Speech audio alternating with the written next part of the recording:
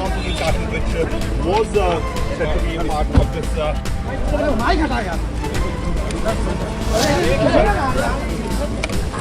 भाई साइड हट जाओ यार।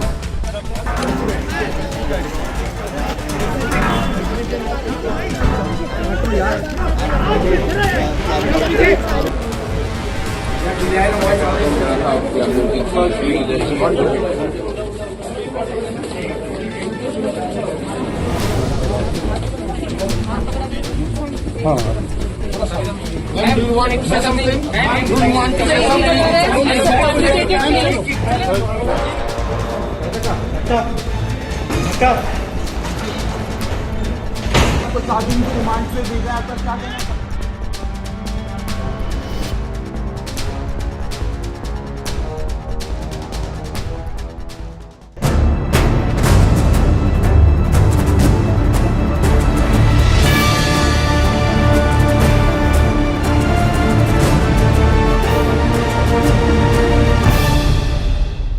Welcome to crime analysis. Delhi liquor కేసులో అరెస్ట్ అయిన కవితను రెండో రోజు ఈడీ అధికారులు ప్రశ్నించారు. దాదాపు ఉదయం నుంచి ప్రశ్నించిన తర్వాత సాయంత్రం 6 గంటలకు విచారణ పూర్తయింది. 6 నుంచి 7 గంటల మధ్యన కేటీఆర్, హరీష్ రావు తర్వాత భర్త అనిల్ కూడా వెళ్లే అవకాశం ఉంది. కానీ ఈ రోజు ఈడీ ముందు హాజరవ్వాలంటూ భర్త అనిల్ అందుకున్న నోటీసులు ఈడీ ముందు అయినట్లుగా కనిపించట్లేదు. దీని పరిణామాలు ఏ విధంగా ఉండిపోతాయి, ఒకవేళ హాజరైతే ఏ విధంగా ఉంటుంది, హాజరు కాకపోతే ఈడీ ఎలాంటి చర్యలు తీసుకోబోతుంది అనే అంశాలతో పాటు కొత్తగా కొంతమంది ఒక సర్కిల్ చేస్తున్నారు. కవిత అరెస్టు అక్రమని, ఏ ప్లేసుల్లో చేయాలి, ఏ టైంలో చేయాలి, ఏ టైంలో చేయకూడదు, ఇవన్నీ కూడా ఈడీ నిబంధనలకు విరుద్ధంగా వెళ్ళిందంటూ ఒక సర్కిల్ చేశారు. ఇందులో ఉన్న వాస్తవాలు ఎంత, నిజంగా ఈడీ దారి తప్పిందా లేదు ఒత్తిడి లొంగి ఈ విధంగా అరెస్ట్ చేసిందా విషయాల్ని హైకోర్టు అడ్వకేట్ రాజీవ్ రెడ్డి గారు ప్రస్తుతం స్కాట్లాండ్ నుంచి మనతో లైవ్ లో ఉన్నారు. ఆయన అడిగి పూర్తి వివరాలు తెలుసుకుందాం. సార్ నమస్తే అండి. నమస్తే సార్. ఈ రోజు రెండో రోజు విచారణ అయింది. నిన్నటి విచారణలో ఆమె పెద్దగా కోఆపరేట్ చేయలేదని ఒక వర్గం, మరొక వర్గం కూడా కేవలం గంట మాత్రమే ఆమెతో మాట్లాడారు, మిగతా టైం అంతా ఆమెకి ఫ్రీగా వదిలిపెట్టారు అంటున్నారు. అంటే ఒక మెంటల్ గా ఆమెకి అంటే మైండ్ గేమ్ ఆడినట్లుగా కనిపిస్తుంది. దీనివల్ల ఈడీ అధికారులు సాధించింది ఏంటి, వాళ్ళకి వచ్చే లాభం ఏంటండి? అంటే మీరు ఏ పోలీస్ ఆఫీసర్నైనా అడగండి, ఈడీ అని వదిలేయండి, any police officer investigating agency ప్రపంచవ్యాప్తంగా మన దేశంలో కూడా అక్యూజ్డ్ కన్ఫెషన్లు కానీ స్టేట్మెంట్లు తీసుకునే ముందు స్టెబిలైజ్ చేస్తారు. ఓహో. అంటే ఫర్ ఎగ్జాంపుల్ ఒక ముద్దాయికి ఇంకా డైజెస్ట్ కాదు పర్యవసనాలు, ఏం జరిగింది ఏం జరగలేదు అనేది. సో కాస్త టైము గ్యాప్ ఇస్తారనమాట. ఏదైనా స్లోగా సింక్ ఇన్ అవుతుంది సైకాలజీ ఉపద్రవం జరిగినప్పుడు. అదైన తర్వాత కొంచెం గాబరా, యాంగ్జైటీలు ఉంటాయి, వాటిని తీసేయడానికి స్టెబిలైజ్ చేస్తారు అనమాట. స్టెబిలైజ్ చేసిన తర్వాత ఎప్పుడైనా కన్ఫెషన్ తీసుకోవాలి, ప్రాపర్ కన్ఫెషన్. చెప్పాను, సిబిఐ ఈడీ ఎప్పుడు వెయిటింగ్ గేమే. మీరు ఎదురు చూసి మీకు మైండ్ కంట్రోల్ లూజ్ అవుతుంటారు అనమాట, కన్ఫ్యూజ్ అవుతుంటారు. అన్నిటికంటే ముందు అంటే ఇనిషియల్ గా ఎప్పుడు కస్టడీలో తీసుకున్న తర్వాత స్టెబిలైజ్ చేస్తారు అక్యూజ్ ని. అలా టైం వేస్ట్ చేసి మైండ్ గేమ్ ఆడుతుంటారు అయితే. అంతే సార్. ఈ రోజు సెకండ్ డే అయిపోయింది. ఈ రోజు ఆయన భర్తకు రమ్మని పిలిచారు. భర్తతో పాటు కొంతమంది ఎవరైతే ఆ చుట్టుపక్కల ఉన్నారో ఆమె అసిస్టెంట్స్ అందరు రమ్మన్నారు. ఒకవేళ ఈ రోజు వరకు ఉన్న సమాచారం ప్రకారం అనిల్ హిటెడ్ కాలేదని తెలుస్తుంది. ఒకవేళ అయితే పరిణామాలు ఏ విధంగా ఉంటాయి, అవ్వకపోతే ఏ విధంగా ఉంటాయి? ఓకే, మనకి చట్టంలో రకరకాల మెథడ్స్ ఆఫ్ విట్నెస్లని, ముద్దాయిలని ఇన్వెస్టిగేషన్కి రప్పించుకునే ప్రొవిజన్స్ ఉంటాయి. సో ఇది క్రిమినల్ కాబట్టి మనం టీఆర్పీనేమో మీకు తెలుసు 160 నోటీస్ విట్నెస్లకి, 41A నోటీసు ముద్దాయిలకి ఇస్తారు అక్యూజ్డ్కి. ఈ మనం ప్రివెన్షన్ ఆఫ్ మనీ లాండరింగ్ పక్కన పెట్టి జనరల్ సిఆర్పిసినే మాట్లాడదాం. 160 నోటీస్ ఇచ్చిన తర్వాత డిసోబే చేశాడు అనుకోండి, without probable cause, without reasonable cause disobey చేస్తే ఇండియన్ పీనల్ కోడ్లోనే అది సెపరేట్ అఫెన్స్, సెపరేట్ శిక్షలు ఉంటాయి అన్నమాట. ఇప్పుడు ఫర్ ఎగ్జాంపుల్ కేజ్రీవాల్ పైన ఆల్రెడీ ఇనిషియేట్ చేశారు, సమ్మన్స్ ఇస్తే రావట్లేదని. ఐ థింక్ 174 ఐపీసీ కింద ఆల్రెడీ కేసు కట్టారు. కేజ్రీవాల్ దానిపైన బెయిల్ కూడా తీసుకున్నారు. సో అదేంటంటే సిఆర్పిసిలో పోలీస్ ఆఫీసరు ఇచ్చిన సమ్మన్స్ కి కంప్లై చేయకపోతే, రమ్మన్నప్పుడు రాకపోయినా, డాక్యుమెంట్లు లేకపోతే ఏదైనా మెటీరియల్ తెమ్మన్నప్పుడు తీయకపోయినా పోలీస్ ఆఫీసర్ అయితే 4 రోజులు శిక్ష, జడ్జి అయితేనేమో 3 నెలలు శిక్ష. ఇక్కడ పిఎంఎల్ఏ చట్టంలో ఇన్వెస్టిగేటింగ్ ఆఫీసర్ వచ్చి జడ్జితో సమానం.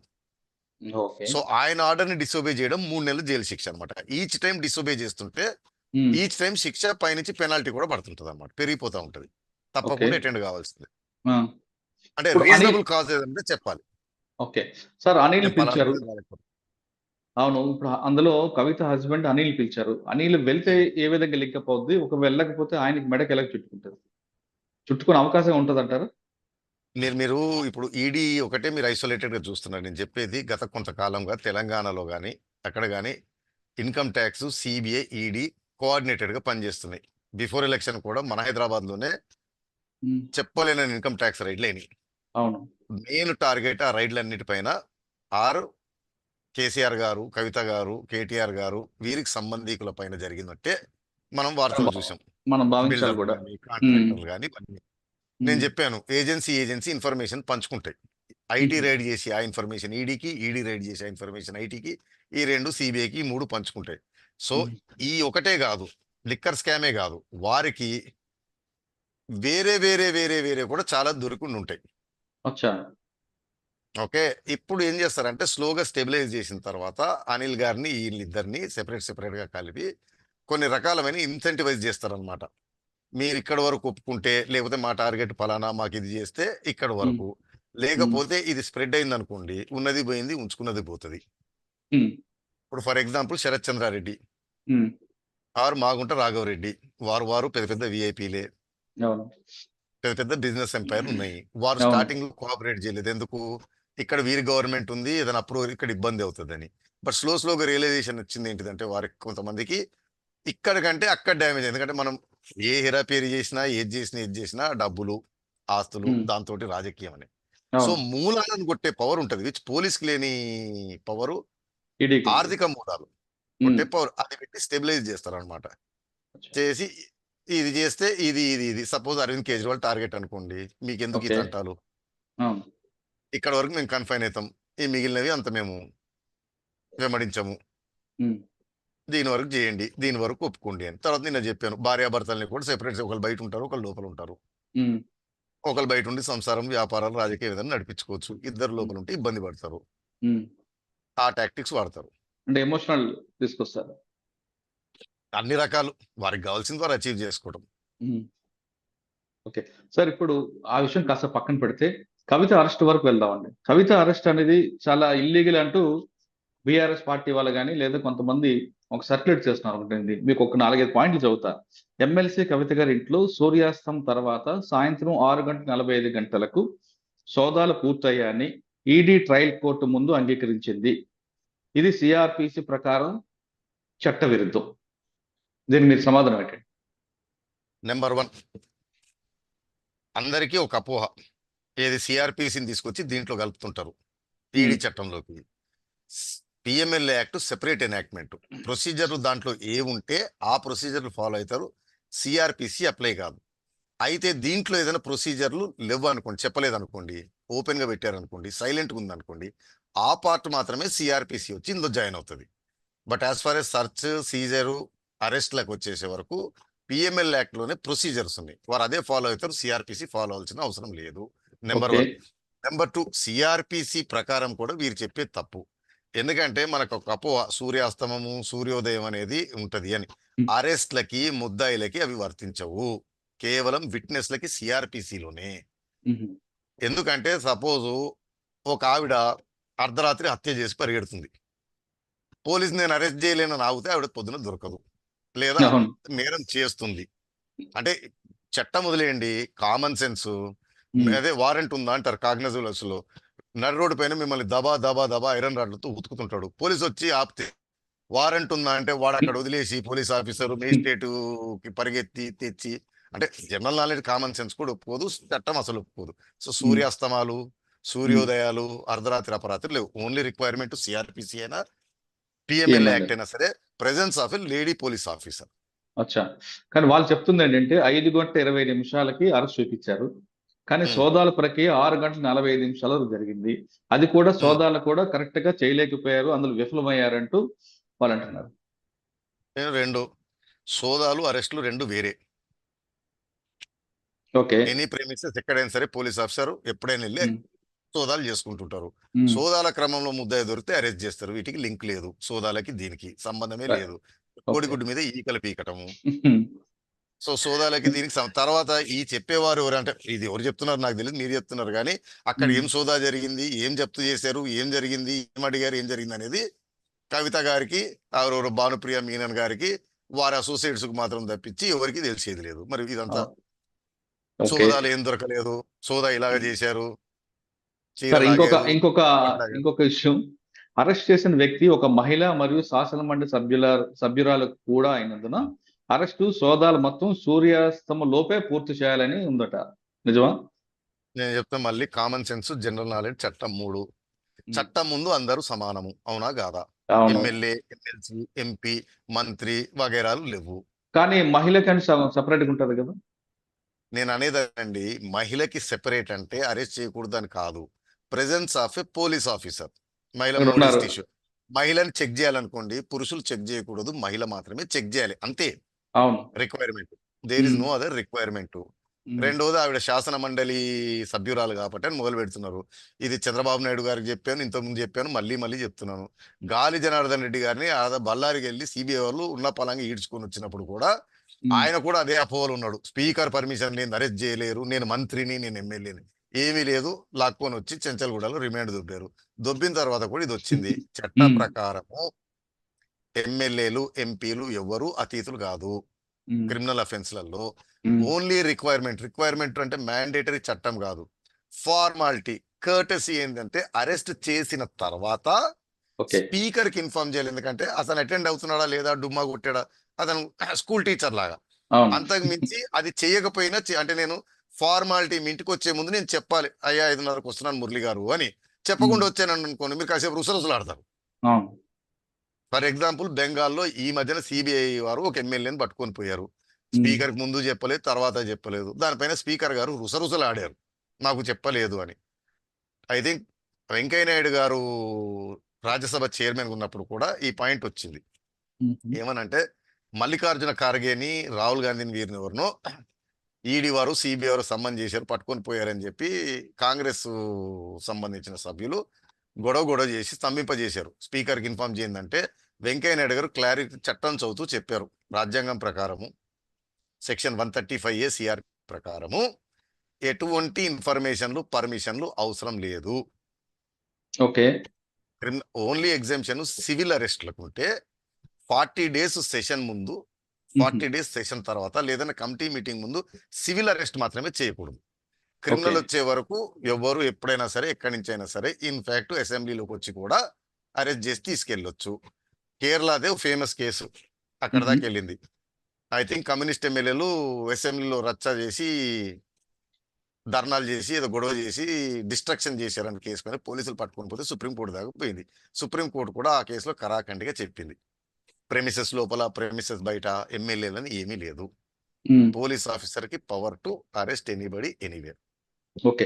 సార్, సెకండ్ పాయింట్, అరెస్ట్ కోసం పిఎంఎల్ఏ సెక్షన్ 65 క్రింద ప్రత్యేక నిబంధన ఏదీ లేదు. దీనికి సిఆర్పిసి వర్తిస్తుంది. కాబట్టి ఈడీ అధికారులు సిఆర్పిసి నిబంధనలు పాటించాలి. కానీ వారు సిఆర్పిసి నిబంధనలు పాటించలేదు. అరెస్ట్ చేసిన ప్రాంతానికి 30 కిలోమీటర్లు దాటి కోర్టుకు తరలిస్తున్నందున హైదరాబాద్. ఆపండి ఒక్క నిమిషం, మీరు అన్ని కలుపుతున్నారు. ఫస్ట్ నేను ఏం చెప్పాను, ఈ CRPC చెప్పిన వారు ఎవరో సెక్షన్ 65 ఏంటిది, దాని ప్రకారం సిఆర్పిసి ఎందుకు వర్తిస్తుంది, సిఆర్పిసిలో ఏముంది, దాన్ని ఏం వైలేట్ చేశారో చెప్తే బాగుంటది. ఊరికే సిఆర్పిసి, పిఎంఎల్ఏ 60, 125, 500 అంటూ మేధావులు అనిపించుకుంటే కుదరదు. 65 ఏం చెప్తుందంటే, పిఎంఎల్ యాక్ట్ లో స్పెసిఫై చేసిన ప్రొసీజర్ ఫాలో కావాలి. ఈ దీంట్లో ఏదన్నా గ్యాప్ ఉందనుకోండి, సైలెంట్ ఉందనుకోండి, ఏదైనా సపోజ్ పిఎంఎల్ యాక్ట్ లో అరెస్ట్ 19 ఉంటుందండి, ఎవిడెన్స్ 50 కింద తీసుకుంటారండి, బెయిల్ 45 కింద వేస్తారండి, ఇవన్నీ ఉంటాయి. సరే, అరెస్ట్ ఉంది కానీ రిమాండ్ లేదు కదా, చెప్పాలి. రిమాండ్ సిఆర్పిసి ఫాలో అవుతారు. లేదా ఎవిడెన్స్ తీసుకోవడం ఇదంతా 50 కింద ఉందనుకోండి, ఏదైనా సీజర్, సర్చ్ వారెంట్ ప్రొసీజర్, అది సెక్షన్ 100, దాని ప్రకారం సిఆర్పిసి ఫాలో అవుతారు. తప్పిస్తే వీళ్ళు పిఎంఎల్ చెప్పినట్లుగా యాక్ట్ కాదు. అరెస్ట్లకి దానికి మొత్తం సిఆర్పిసి ఫాలో కాదు, సైలెంట్ ఉన్న దగ్గర మాత్రమే వన్. రెండోది సిఆర్పిసి ఫాలో అయినా నేను చెప్తున్నాను, సూర్యాస్తమాలు, సూర్యోదయాలు, ఇవేం ట్రాన్సిట్ వర్తించవు. వారెంట్లు, ఆ వారెంట్లు సిఆర్పిసిలో కూడా లేవు. లేవు. రెండోది నెక్స్ట్. 30 కిలోమీటర్ల దాటిన తర్వాత ట్రాన్సిట్ రిమాండ్ కంపల్సరీగా తీసుకోవాలని చెప్తున్నారు అవును. నియరెస్ట్ మేజిస్ట్రేట్, అంతే కదా. అవును. ఇది అలా కూడా కాదు, సేమ్ వాళ్ళు ఏం థింగ్. చెప్తున్నారంటే అరెస్ట్ చేసిన ప్రాంతానికి 30 కిలోమీటర్ దాటి కోర్టుకు తరలిస్తున్నందున, అంటే 30 కిలోమీటర్ దాటి అటు ఢిల్లీ తరలిస్తున్నందున హైదరాబాద్ లో మేజిస్ట్రేట్ గారి నుండి ముందస్తు అనుమతి తీసుకోవాలి. కవిత గారి విషయంలో ఈడీ పని చేయలేదు. ఈడీ ఉద్దేశపూర్వకంగానే నిబంధనలు పాటించకుండా ఇలా చేయడం భయాందోళన సృష్టించడానికి అర్థమవుతుంది. ఇది రాజ్యాంగ విరుద్ధం. ఈ చెప్పిన సోదరు సోదరిమణులెవరు ఇదంతా మరి ఈడీ కోర్టు ముందు ఎందుకు వాదించలేదు? అవేమీ లేవు దీంట్లో. సుప్రీం ఇదేంటిదంటే అదే నేను చెప్పేది, మనకి అవుట్ ఆఫ్ కాంటెక్స్ట్ మనకు నచ్చినవి ఏ పుస్తకంలో పడితే ఎక్కడ పడితే అక్కడనే తీసుకొచ్చి దీంట్లో కలపడము. 30 కిలోమీటర్లు అనేది అరెస్ట్లకి దీనికి సంబంధించి వేరే ప్రొవిజన్ సిఆర్పిసిలో సెక్షన్ 80. అరెస్టులు 2 రకాలు ఉంటాయి, without warrant, with warrant. Okay. Any తీవ్రమైన నేరాలు 2 ఏళ్ళు శిక్ష దాటే నేరాలకి వారెంట్ అవసరం లేదు. మళ్ళీ రీట్రేటింగ్, తెలుగు సినిమాలో చూపెట్టేదంతా అబద్ధం. ఎటువంటి వారెంట్ అవసరం లేదు. వాటికంటే తక్కువ నేరాలు ఉన్నాయనుకోండి, అవును, వాటికి వారెంట్ అవసరం. సెక్షన్ 80 ఏం చెప్తుందంటే, ఒకవేళ ఒక మెజిస్ట్రేట్ ఇంకోటి వారెంట్ నాట్ ఓన్లీ నేరం ముద్దాయి, మీరు కోర్టుకి అటెండ్ కాలేదు, లేదా మీరు కోర్టు ఆర్డర్ ఏదైనా డిసోబే చేశారు, అప్పుడు కూడా వారెంట్ ఇస్తారు. ఎన్బిడబ్ల్యూ అంటారు కదండి, చెక్ బౌన్స్ లో కూడా ఇస్తారు. వారెంట్ రకరకాలుగా మేజిస్ట్రేట్ గారు ఇస్తారు. అరెస్ట్ తో సంబంధం లేదు. Warrant only production before magistrate, it is not arrest.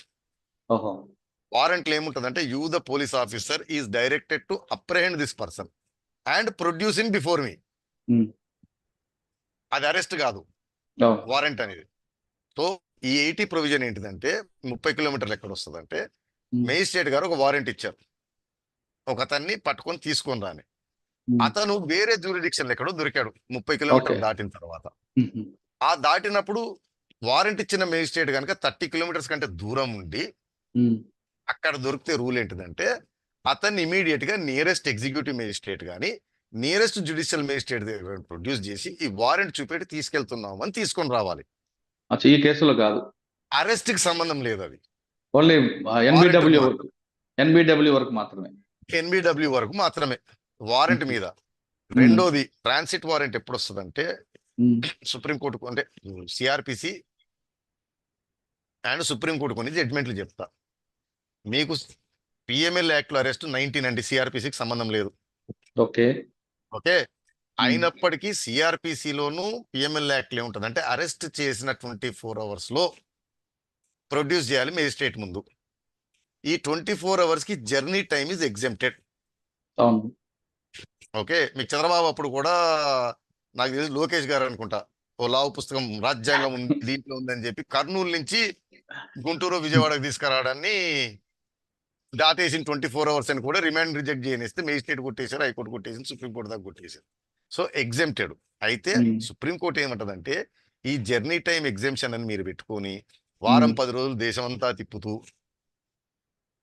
కుదరదు. సో టైము చాలా కనపడుతున్నప్పుడు 24 hours లో నియరెస్ట్ మేజిస్ట్రేట్ కుదరనప్పుడు మాత్రమే ఎగ్జెంప్టెడ్. సో ఫేమస్ కేసు అంటే, జైపూర్ పోలీసులు వచ్చి మన హైదరాబాద్ లో పట్టుకున్నారండి, ఇక్బాల్ పాత్ర అనుకుంటా.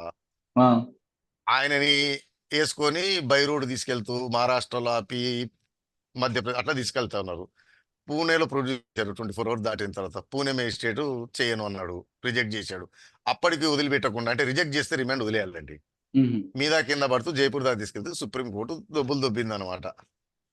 మీకు హైదరాబాద్ నుంచి నియరెస్ట్ మేజిస్ట్రేట్ 24 hours లో దొరకలేదా అంటే చాలా ఎక్కువ అవుతుంది అన్నదానికి. 24 hours లో ఇక్కడ ఏం జరిగిందండి, ఇమీడియట్ గా ఆ రోజు తీసుకెళ్లి రిమాండ్ చేశారు పొద్దున. అంటే జర్నీ టైం ఇంక్లూడ్ చేసి కూడా విత్ ఇన్ 24 hours. మూడోది, కవిత గారు ప్రస్తుతం శాసన మండలి సభ్యురాలు కాబట్టి అరెస్ట్ కాపీని ఈడీ తెలంగాణ శాసన మండలి చైర్మన్ కి అందించాలి. ఈడీ ఈ నిబంధన కూడా ఉల్లంఘించింది. సరే, ఆ నిబంధన ఉల్లంఘిస్తే మరి ఐడి ఆఫీసర్ని స్పీకర్ గారు ఏమన్నా అసెంబ్లీలో కానీ శాసనమండలిలో డిటెన్షన్ సెల్ పెడతారు. నేను చెప్పాను, ఎవ్వరికి చట్టానికి ఎవరు అతిథులు కాదు, ఎవరైనా అరెస్ట్ చేసి ఎప్పుడైనా తీసుకెళ్ళాలి. ఎమ్మెల్సీలకి, ఎమ్మెల్యేలకి, రాజ్యసభ ఎంపీలకి స్పెషల్ ప్రివిలేజ్ లేదు. ఇంతకుముందు కూడా చెప్పాను. వెంకయ్యనాయుడు గారు ఓన్లీ చెప్పినట్టు ఫార్మాలిటీ, కర్టసీ ఆఫ్ అరెస్ట్ తర్వాత ఇన్ఫార్మ్ చేయడం, దానికి కూడా టైం ఏం లేదు. ఓకే. ఈ రోజు చేయొచ్చు, రేపు చేయొచ్చు, చేయకపోయినా జరిగేది ఏం లేదు. స్పీకర్ కాసేపు రుసరుసలాడడం తప్పిస్తే చేసేది లేదు. జరిగేది ఏమీ లేదు. ఓకే. ఇంకో పాయింట్ అండి. గతంలో సుప్రీంకోర్టులో ఈడీ సమర్పించిన అండర్టేకింగ్ లో ఎలాంటి బలవంతపు చర్యలు తీసుకోబోని మరియు ఆమెను ఈడీ ఆఫీసుకు పిలవం అని తెలిపింది. ఈడీ దాన్ని ఉపసంచుకుంటాం అని ఈడీ మార్చి 15 నాడు కోర్టుకు తెలిపితే కోర్టు అందుకు అనుమతి ఇచ్చకుండా విచారణ మార్చి 19కి వాయిదా వేసింది. అంటే మార్చి 19, 2024 వరకు ఈడీ ఎమ్మెల్సీ కవితను ఎట్టి పరిస్థితుల్లో అరెస్ట్ చేయకూడదు. అయితే న్యాయ ప్రక్రియను ఉల్లంఘించి అధికారులను దాటి ఎమ్మెల్సీ కవితను అక్రమంగా అరెస్ట్ చేశారు. దీని వెనక రాజకీయ కుట్ర దాగి ఉంది. అక్కడ ఏం జరిగిందో మళ్ళీ చెప్తున్నాను. ఎవరు చూడలేదు, ఎవరు చేయలేదు. నెంబర్ 1.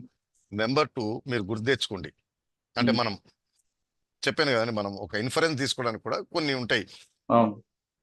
కవిత గారు సుప్రీంకోర్టులో ఛాలెంజ్ చేసిన కేసు ఏంటిదండి? నన్ను అరెస్ట్ చేయొద్దని చేసిందా? కాదు. కేసు కొట్టేయమని చేసిందా? కాదు. కాదు. ఆవిడ ఏమేసిందంటే సమ్మన్స్ ఇచ్చారు ఢిల్లీ. అవును. ఆవిడ ఛాలెంజ్ చేసింది ఏంటంటే, మళ్ళీ మహిళని నా దగ్గరకు వచ్చి విచారించకుండా ఢిల్లీకి పిలుస్తున్నారు, అవసరం దూరం అనుకుంటే దూరం పిలుస్తున్నారు, వీడియో కాన్ఫరెన్స్ వస్తాను. వీడియో కాన్ఫరెన్స్ లో చేయాలని. సో ఆవిడ ఛాలెంజ్ చేసింది ఈడీ విచారణకు రమ్మనడాన్ని మాత్రమే ఛాలెంజ్ చేసింది. అవును. ఢిల్లీకి రావడానికి విచారణలు చేయకూడదని కూడా చేయలేదు. వీడియో కాన్ఫరెన్స్ లో అటెండ్ అవుతాను, మీరు వచ్చినా పర్వాలేదు, అంటే అరెస్ట్ అనేది దాంట్లో లేదు.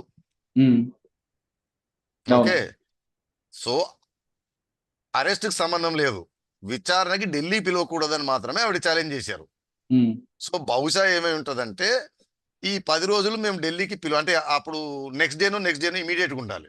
కోర్టు వారు ఏదో ఒకటి విచారణ చేపట్టకపోతే టైం దగ్గరకు వస్తుంది అని అన్నారు. అన్నందుకు ఏంటంటే ఈడీ వారు కమిట్మెంట్ ఇచ్చుంటారు, సరేలేండి ఈ 10 రోజులు పిలవము అని. సో అరెస్ట్ చేస్తారని కానీ, నన్ను అరెస్ట్ చేయొద్దు అని కానీ అవేమి ఛాలెంజ్ చేయలేదు. బాగా గుర్తు తెచ్చుకోండి. అవును. మనకి షార్ట్ మెమరీ. ఇప్పుడు ఇది స్ప్రెడ్ చేస్తూ ఉంటే మనకి ఎక్కేస్తూ ఉంటది. అంటే ఫర్ ఎగ్జాంపుల్ చెప్తానండి, కేసీఆర్ గారు ఆమరణ నిరాహార దీక్షను మొదలుపెట్టిన తర్వాత అసలు ఉద్యమం రాజుకుందే ఖమ్మం హాస్పిటల్లో ఒక వీడియో లీక్ అయింది. వారు బత్తాయి రసం, నిమ్మరసం దాగుతున్నది. జనమంతా అది మర్చిపోయారు. ఆయన చావు నోట్లో తలబెట్టి చేశాడు అనేది మాత్రమే గుర్తుంది. అంటే నాకు గుర్తు. దాని తర్వాత అధికారం వచ్చిన తర్వాత మా సారు చచ్చిపోతా వద్దు అన్నా గానీ నేను చచ్చిపోతా అన్నాడని ఆ జ్యూస్ తాగిన విషయం మర్చిపోయారు. అదే జ్యూస్ తాగిన తర్వాతే ఉస్మానియా యూనివర్సిటీలో తాగిన తర్వాతే స్టూడెంట్స్ కి వాళ్ళకి స్పిల్ ఓవర్ అయింది. అప్పటి వరకు వారు నడిపించారు ఉద్యమం, రాచుకుంది అప్పుడు. అట్లా ఈడీ వారు ఇచ్చిన సమ్మన్స్ విచారణకు రమ్మన్నాం అన్న దాన్ని మాత్రమే ఛాలెంజ్ చేశారు. అరెస్ట్ దాంట్లో చర్చ లేదు అప్పుడు నాకు గుర్తుండి. ఓకే. సో బహుశా విచారణ, ఎందుకంటే సరే టైం లేదు కాబట్టి, సుప్రీంకోర్టులో కేసు వచ్చేస్తుంది కాబట్టి, అది విచారణ టైం వస్తుంది, వాయిదా వేస్తే కష్టం అన్న దానికి అప్పుడు ఏదో కమిట్మెంట్ ఇచ్చుంటారు విచారణకు పిలువము అని.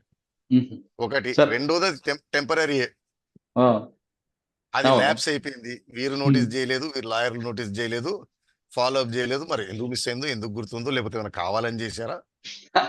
అంటే రాజకీయ కుట్రలో భాగంగా కవిత గారు అడ్వకేట్లని మేనేజ్ చేసేసి ఈ విషయం చెప్పకుండా ఏమన్నా చేశారా అనేది అది మీరు కొత్త ఆలోచన ఇస్తున్నారు. అంతే కదండి, మీరు చెప్పిన దాని ప్రకారం అన్నిట్లో కుట్ర చూస్తున్నారు అనుకోండి. సార్ ఇంకొక పాయింట్ నెంబర్ 5. ఈడీ మార్చి 15వ తేదీ మధ్యాహ్నం 2 గంటలకు ఎమ్మెల్సీ కవిత గారి ఇంట్లోకి ప్రవేశించి సాయంత్రం ఆమెను అరెస్ట్ చేసి అదే రోజు సాయంత్రం 6:45 సూర్యాస్తమం తర్వాత కవిత గారిని ఆమె ఇంటి నుండి శంషాబాద్ ఎయిర్పోర్ట్ తరలించారు.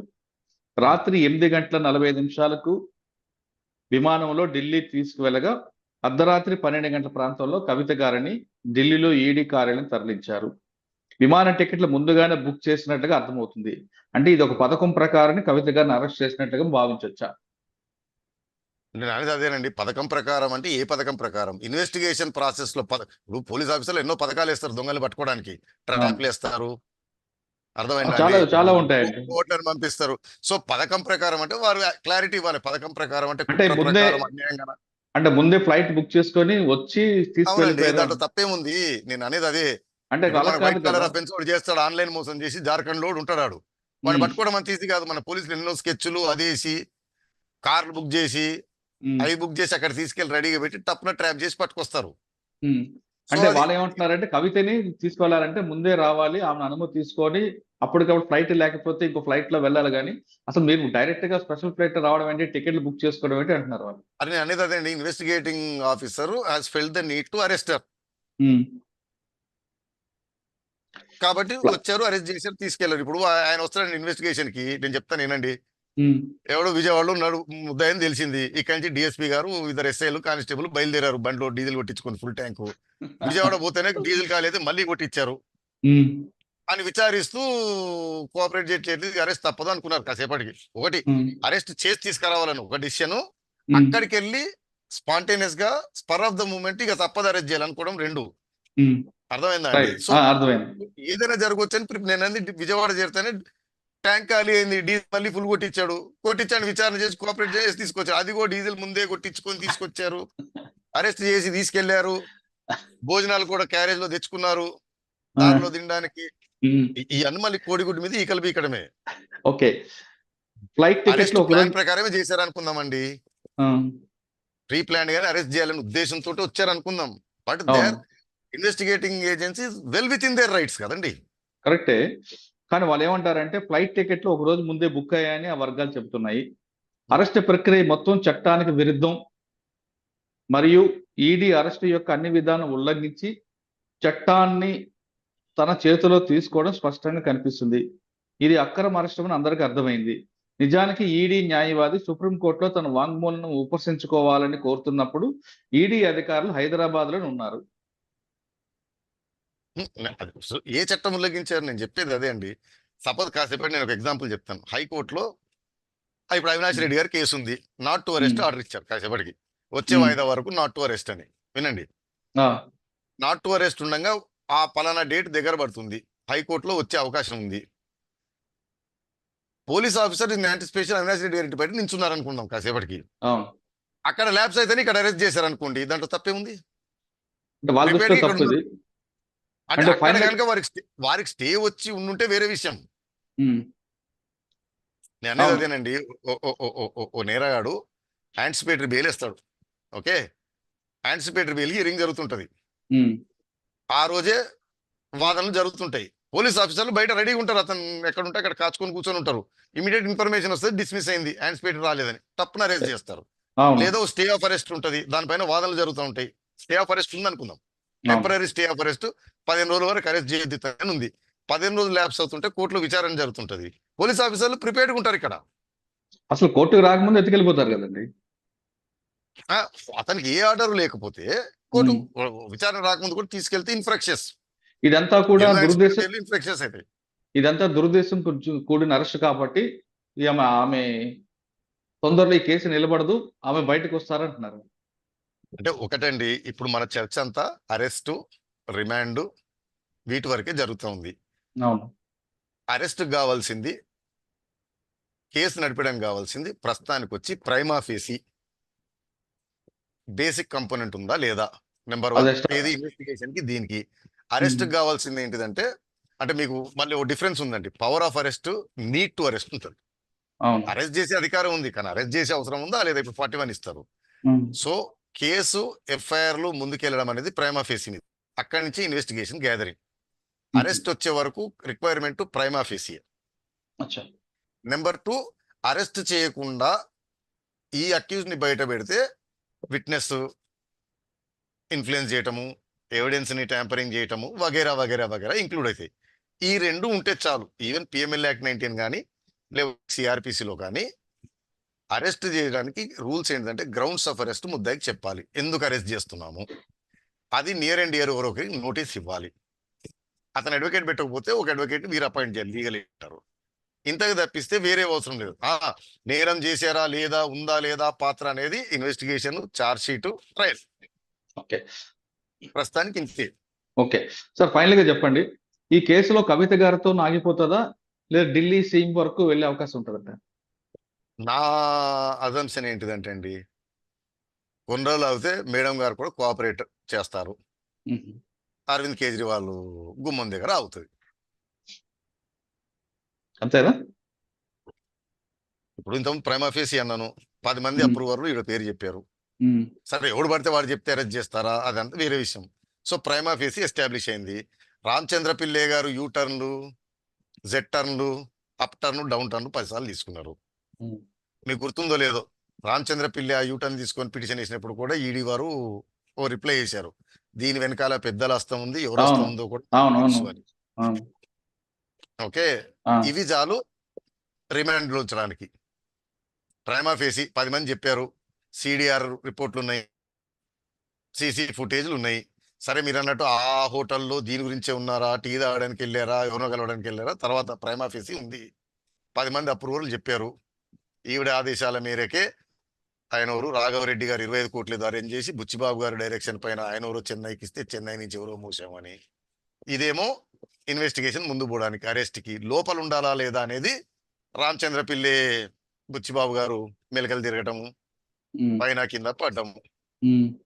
ఈ రెండు ఇనఫ్ ఉండడానికి. ఇంకా ఇప్పుడు ఈ అప్రూవర్ స్టేట్మెంట్లు, ఈ అనాలిసిస్ పైన ఏం జరుగుతుంది, కేసు నిలబడుతుందా లేదా అనేది ఆ చర్చ ఇప్పుడు కాదు. ఫైనల్ గా చూస్తే అరవింద్ వరకు ఇలా అయిపోద్ది. ఇది అరవింద్ వరకే. ఆయనే అంటే ఎంటైర్ అలిగేషన్ ఏంటిదంటే ఢిల్లీ గవర్నమెంట్ చేసిన పాలసీలో అవకతవకలు జరిగాయి, ఉమ్, కొంతమంది ప్రైవేట్ వ్యక్తులకి, ప్రైవేట్ వాళ్ళకి అనాయుచిత లబ్ధి జరిగింది, దానివల్ల గవర్నమెంట్ కి లాస్ జరిగింది, కొన్ని రూల్స్ వైలేట్ చేశారు అని. సో ఢిల్లీ సీఎంఏ కదండి ఢిల్లీ గవర్నమెంట్ హెడ్. ఉమ్.